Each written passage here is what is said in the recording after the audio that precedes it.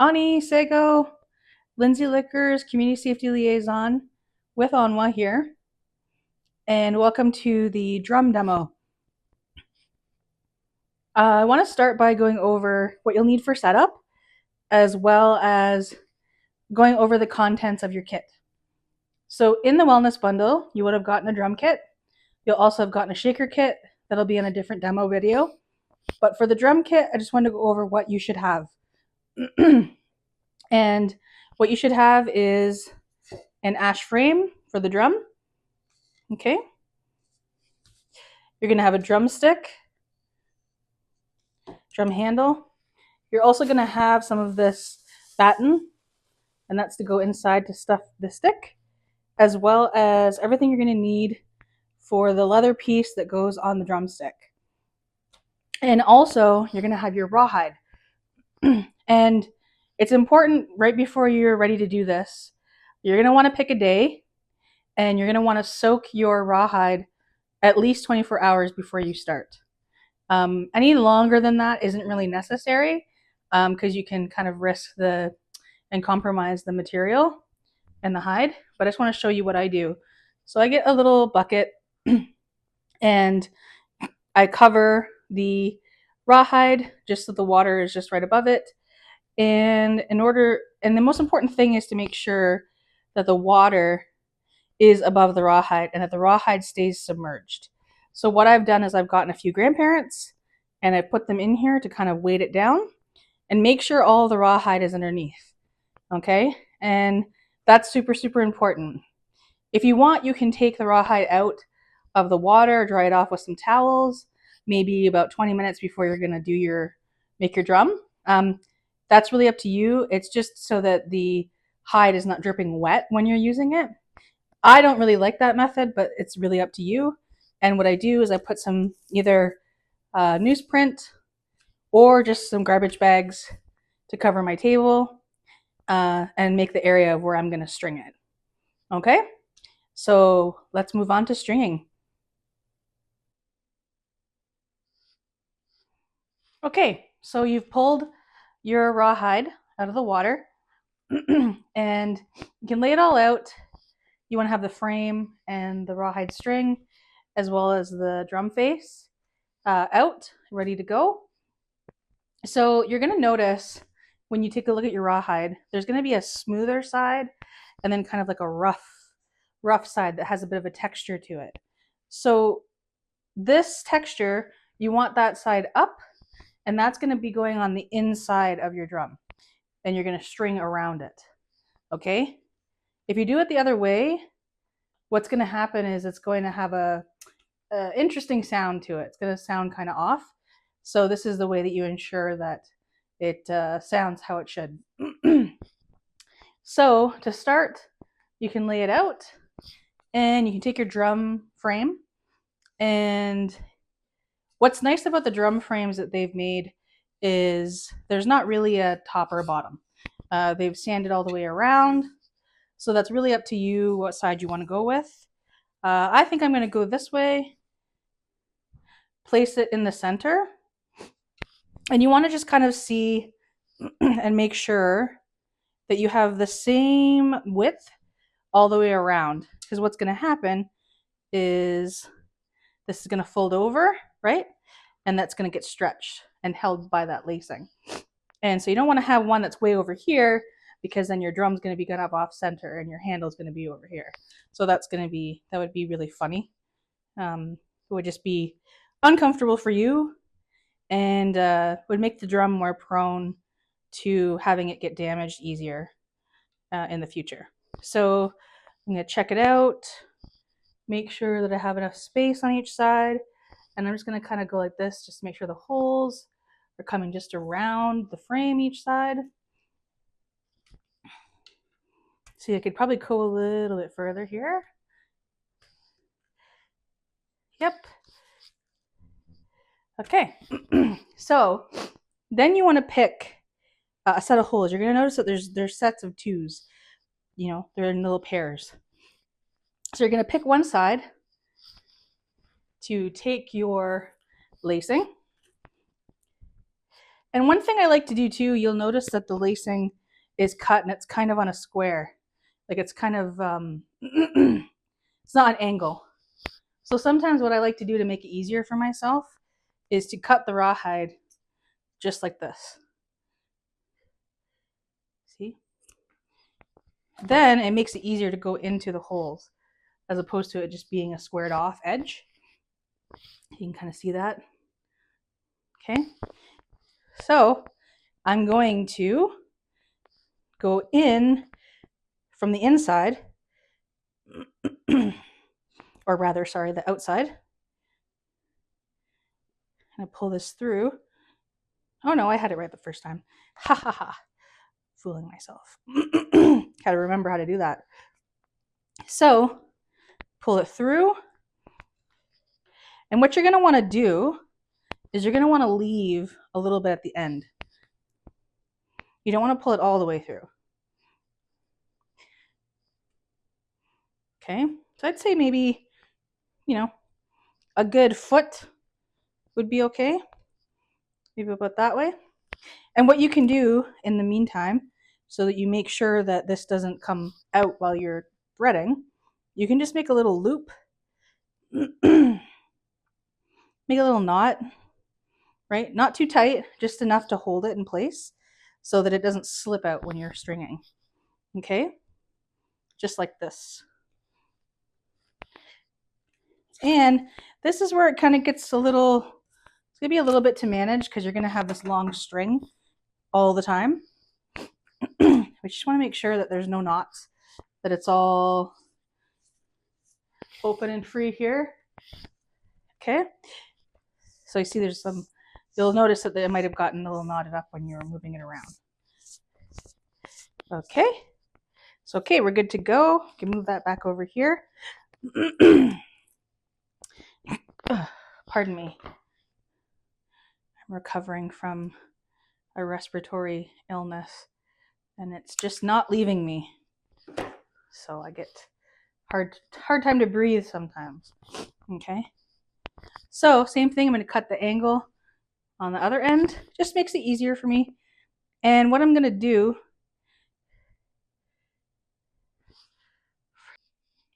okay, so you have your drum laid out on top of your rawhide. And what you're going to want to do, I've already done it here, it's just to show you, is you're going to want to choose a pair of holes. You're going to notice that there's holes in pairs all the way across, right? All the way around. And so you just pick one, doesn't matter which one and which side. And you're going to want to put your rawhide through from the outside, right? Which would be the bottom of these holes through. And then you want to go through directly the one beside it.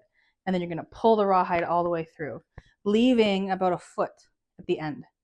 And I've tied mine in a little knot, a loose knot, right? Not tight, just to keep it in place so that it doesn't slip out if I'm, while I'm stringing.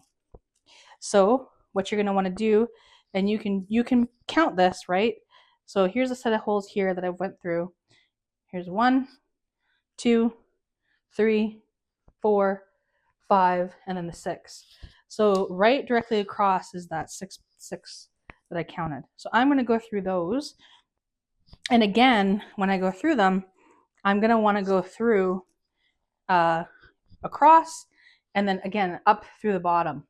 The reason for that is because when I start to stretch, it's going to go over top of the outside of the rawhide. It's just going to keep everything inside the frame. And you're going to see how important that is when you're getting to create your handle and to clip all of the other sides, the remaining excess. Okay, it'll make sense when we get to the end. So we're going to go across. And I'm going to go around this way. Okay, put it through there. And I'm going to pull it all the way through. And you can hold the frame, right, while you pull, just to keep it in place. At the beginning, it's going to be really important to keep the frame in the middle of the rawhide.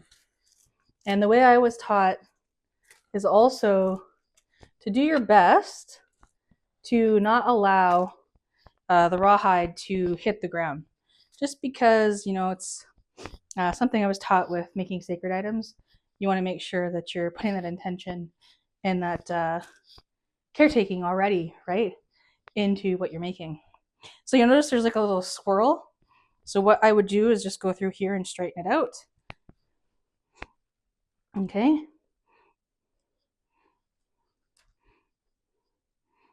We don't want that in there.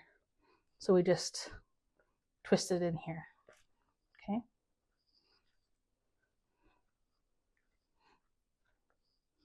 And that's just happening because of moving the hide around so much, right?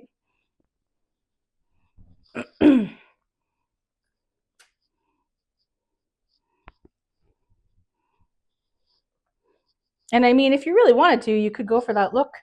But the less wrinkles, the less curls in it is good, because when you pull everything tight together, it'll just be smoother and it will feel better when you're holding it. That's really the main reason. Okay. All right. So I just straightened that out. And you can kind of see there's more over here than there is here, right? Of the rawhide that's kind of spilling over. I don't really want that. I really want it to be in the center and have as much even spillage on each side as possible. So you can move it around at this point before you've got it in, right? And you're not pulling tight, you're pulling taut, right? You want some tension, but you don't want to pull it super, super tight, okay? And you can just take a second to straighten it all out, get all those little ripples out of this, right?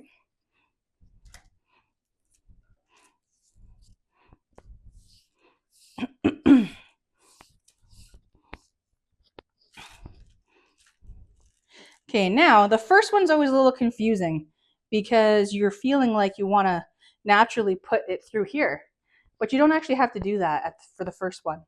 Eventually, you're going to keep going opposite, opposite, opposite, and you're going to get kind of like a crazy web in the middle, and I'll show you what you do when you get to that point.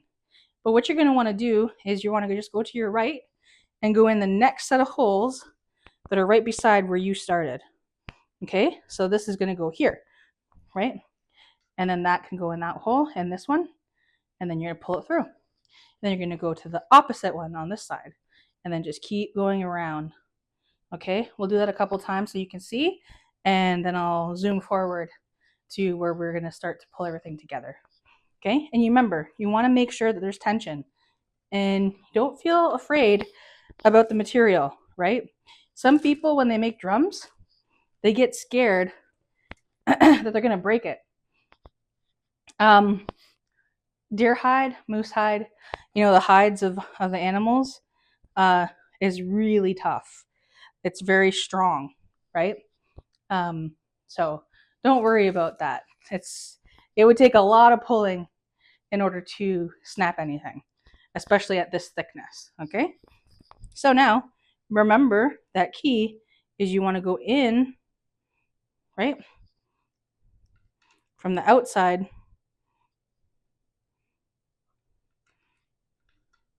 inward, okay? And then go over to the next hole, right through that too. And then pull, pull, pull. And you can, again, see I'm holding the frame at the same time with the rawhide, and I'm going to pull, pull, pull.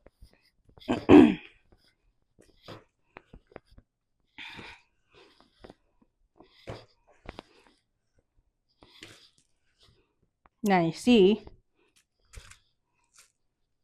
there's some wiggles in there. So again, take the opportunity to straighten it out however way you want it. Right? Okay, just make another check.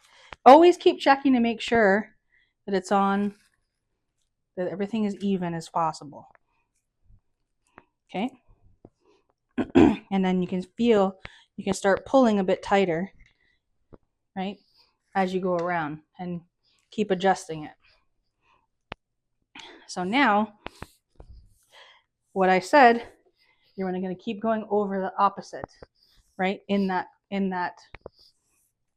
clockwise, or this would be counterclockwise rotation.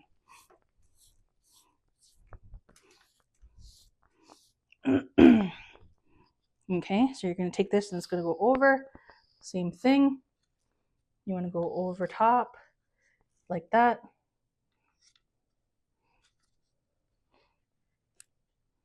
Right, and then across over here into the other hole. Right, and then pull, pull, pull. Okay, you can hold that in place, pull it. Now, depending on someone's teachings, you may come across people that want you to do this in a certain rotation. They may want you to go clockwise, counterclockwise, right? Some nations have certain beliefs in directions, and that's great. If that's something that your nation follows, I encourage you to do that. For me, I'm mixed ONWA and Anishinaabe, so I go, I tend to go clockwise and counterclockwise. So it doesn't, I kind of just do both for balance sometimes, you know? Project to project. Okay, and then you just keep going. So now you're going to go to this opposite side. Once again, same thing over and over. And that's about the tension you want to have. You can start to pull it a bit tighter as you're moving along. See, like that. Right? But don't worry too much about it. As long as it's got some tension, right? You're going to pull everything together at the end. All right? But the most important thing is to make sure that this is in the middle, the frame of your rawhide. Okay? And I'll meet you when we have it all through the holes. Okay. So now we've gotten it. We've strung across as far as we can go. So you're going to notice you're going to end up back where you left the space, right? The extra. And you're going to still have this long piece that's supposed to go across, but there's no more holes. So this is where we get to the point of making our handle. So one of the ways that you can do this is, and this is where you're going to start pulling tight, right? So one way you can go is you could go take this across, go underneath, come up over here in the middle of two of the holes here. And so you could go underneath here and then basically weave under, over, under, over, under, over, under, over, and then make kind of like a little web in the middle. That's one way you can do it. And then once you get to the edges and they start to, go like this, then you can start coming up 3 at a time. But I'm going to show you the way that I like to do it. I like to make kind of like a T handle, and I just find that that's more comfy for me because of how many times I've done drums and over the years of drumming, just feeling what feels best. But again, it can be as simple or as intricate as you want. You definitely have enough rawhide at the end to do whatever way you want, but I'm going to show you the way that I do it. So I'm going to get my long part here ready to go. And what I do is I personally really like, again, like I said, to do a handle. So what you do is you basically just grab in between, right? Kind of like that. So you can kind of see where it's going to be.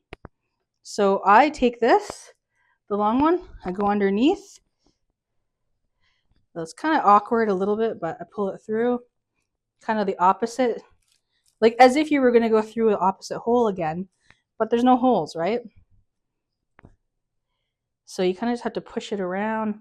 I'm going to go through here and grab it, come up, right? And I'm going to pull that through.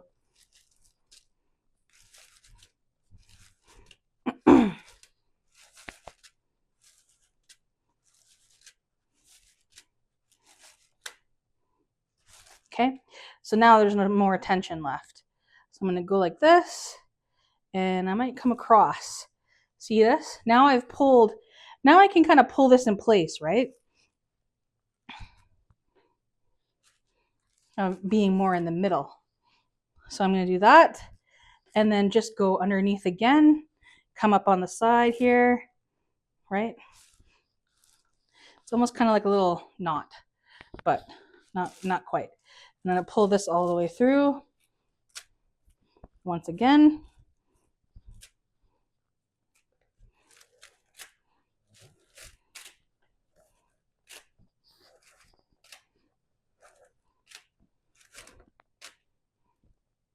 Okay. And then I'm going to start pulling tight. Just push this into place here.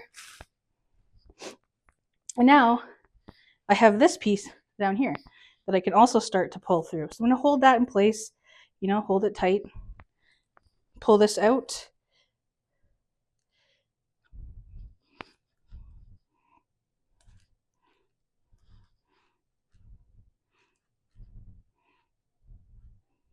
Okay. If I can get it out. All right. And now, since I have that in place, now I can go over,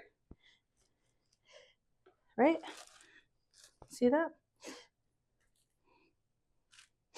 And what I'm going to do is just go underneath, pull it through. And what I like to do is just kind of create like a little loop. Really, you're trying to just weave it in place, right? Now, this is where the pulling starts, okay? So I have that there. Now I'm going to just pull. And what's cool about this is when you start pulling it, it's still wet, right? The rawhide. But when it dries, this is all going to get tighter. And that's going to really help and like pull the drum, all of the rawhide together. So here we go. I got this. I'm pulling this. And like I said, don't be afraid. It's not going to snap.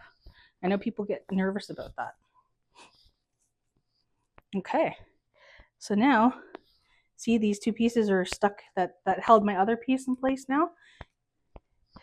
So I got this long, the end that we left, and then the really long. That's what we're going to use to weave.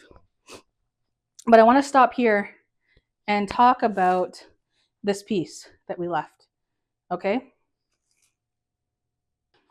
So the way I was taught was ensuring when you're making a drum to leave a little bit of this. I would say maybe about half of that, right? Maybe a little bit less. But essentially, what this is this is the umbilical cord. Okay? When we're creating a drum or creating a sacred item, I mentioned in the other video when I was sharing the teachings, there's spirit in everything, right? But we have ceremonies and initiation ceremonies for our items, especially if we're going to use our items, in ceremony, if we're going to take them to lodge, if we're going to use them for healing, right? For ourselves, for our families, etc., for our community. If that's something that you become called to do, if you're called on your community to do that. So this is essentially acknowledging that this drum is transitioning. It's transitioning from being with its animal kin, right? Being with its first home, its first family, and coming and being reborn into something new. So this umbilical cord, one of the many things that it represents, is the symbol of that transition, that transformation that this drum is undergoing. So we always leave a little bit at the end. You can kind of just tie it up like this or whatever. You'll see and you'll feel kind of where it's supposed to go, but we kind of just tuck it in there, right, at the end. And what this does is it'll dry. And when you're ready to birth your drum, so for example, you could make your drum, and as I mentioned in the other video, sometimes you're not necessarily called to do that work, right? Yet. To learn the songs, to start walking that way.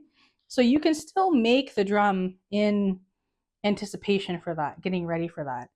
And you may choose when you're finished not to birth your drum.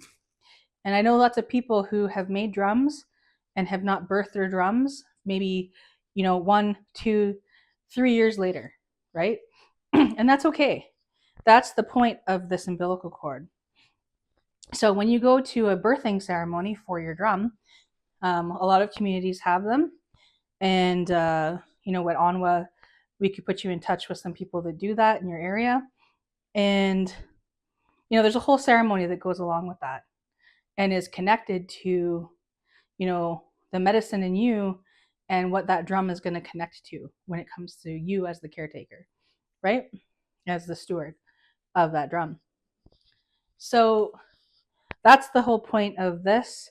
And one thing that I always thought was interesting, and I haven't really heard too many drum makers talk about it, and I wonder, maybe this could be because, predominantly in a lot of different nations, the drum, the hand drum especially, was seen as something that was given to the men.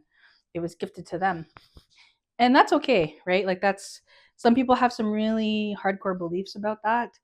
And you're kind of seeing, the resurgence of, women, life givers, picking up these items. And I think that just also points to, we're in a time and space in our communities where we need the support, right? We need to do and we need to adapt. So that's my own teachings. But when I make a drum, something that I noticed is, okay, so we're talking about the umbilical cord. So there's something here that's inherently connected to that nurturing energy, right? Otherwise, we wouldn't even be calling it this. So if we look at the drum the way that it's sitting now, what does it look like, right? We have that umbilical cord, but what's at the end of the umbilical cord? It's the placenta. And these lines kind of look like that, right? So it's interesting, just a tiny little bit of teaching of things that I've noticed. And I encourage, it's amazing for everybody to utilize these tools. Even if it's not for yourself, maybe somebody else needs the support, right? So I personally think it's beautiful how we've adapted and changed over time and adapted and responded to the needs of our people, right? So just that little bit I wanted to share with you. So now, this, you kind of don't really have to worry too much about. Like I said, that'll be kind of at the end. So you can kind of just keep that to the side here. And now, what you're going to want to do is you're going to want to pull this through. So I've pulled this through, right, underneath. And now you're going to see that this naturally sections off into 4, right? So there's 3, 3, 3. And so that's going to be the handle, right? Like that. So now you want to just pick a side, pick 3 at a time. And I've picked this side. And now what I'm going to do is just go in and out, in and out, in and out. So I'm going to take this end. I'm going to go over here for first, right? Pull it around. Okay. And as you start to pull and you wrap it, that's how it tightens the drum. So I'm going to go underneath, and then I'm going to weave in and out. So underneath, over, underneath, pull.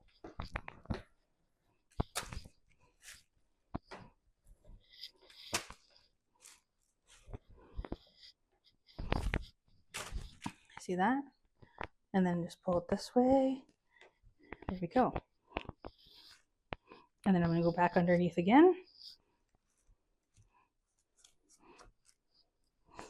Pull, pull, pull.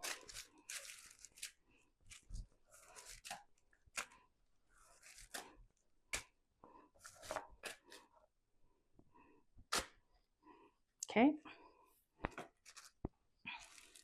And now if you want, you can just go underneath, over, right? If you want, that's totally okay.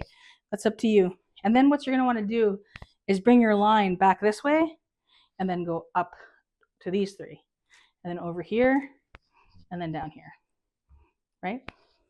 So if you want to keep doing that, you probably want to go to about halfway, like this, because you want to have enough, of a handle. So I would go up about halfway through here, and then go back this way. So I'll meet you back when we have the T formation.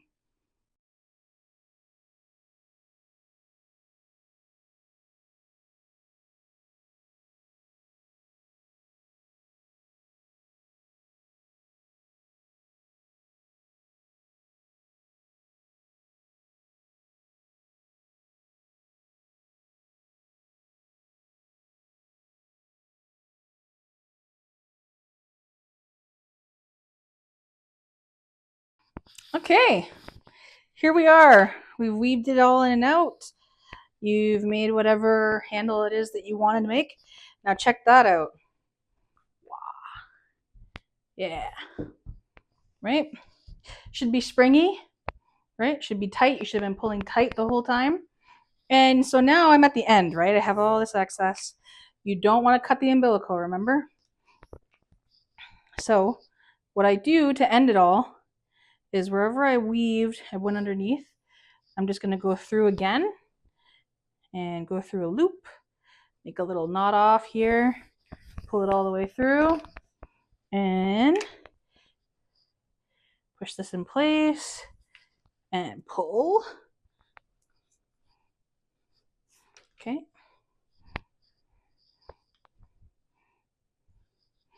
Pull it tight. I'm going to go around for good measure one more time.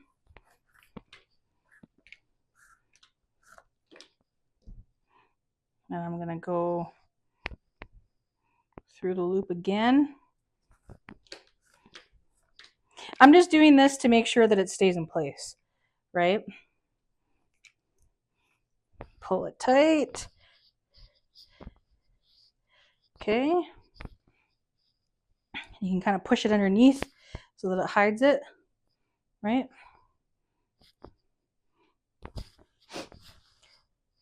And I'll do that one more time on the other side. This is just to make sure that it doesn't unravel. Because what's going to happen is the rawhide is going to dry. You probably already feel it drying in your hands, but it's going to get so much stiffer. Okay? And then pull, pull, pull, pull, pull tight. Right? Okay. Now that's not going anywhere, right? Push it, and pull it down here, right? Okay. Now remember, don't cut your umbilical cord, but you can cut the excess off of that. Okay. And then just kind of smooth it into place underneath there, right? Because that's going to get hard. And you don't want anything sticking out that's going to make it itchy on you or cut you right when it dries. You get all this excess. You can use that for something else. It's good for when you get to the point of wrapping your drumstick. You can even do that. Re-soak this. That'll make sure that it stays on there. So that's what I'm going to do. Throw it back in the water. And now I have this. So what I usually do is just kind of go whoop and just go wrap this baby up. Okay. And same thing, you want to make sure your cord is going to go in the inside. So when you trim it, right, nothing left in there. It's not going to stick you.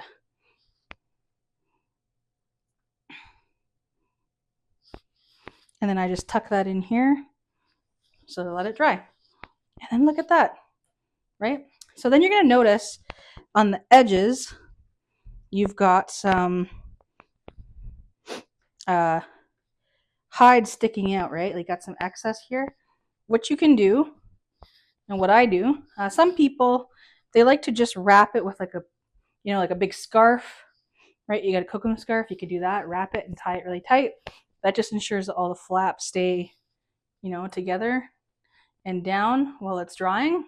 What I like to do is I like to get paper clips, or not paper clips, bull clips. Okay, this size. And then I just, wherever there's some major sticking up here, I just put these down here. Just like that. Right? And I do believe they put some in the pack. I think they might be in your rattle kit. You can use them for here too, in this instance. But it's really the big ones that are sticking up that I'm worried about, right? These ones are okay because they're getting, pulled, and just push those in place. But this one here, I want that one down. Okay.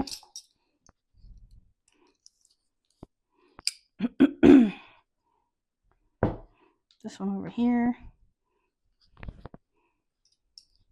If you want to get enough for the whole round, around the whole thing, that's fine. That's, again, this is your drum, right? This is up to you.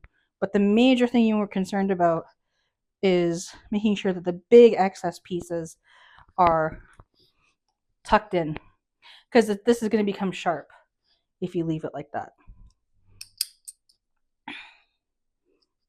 So I'm going to go here.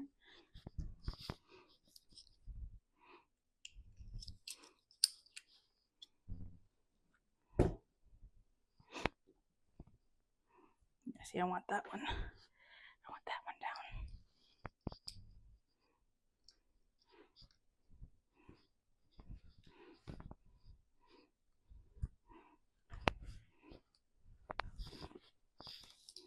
Okay.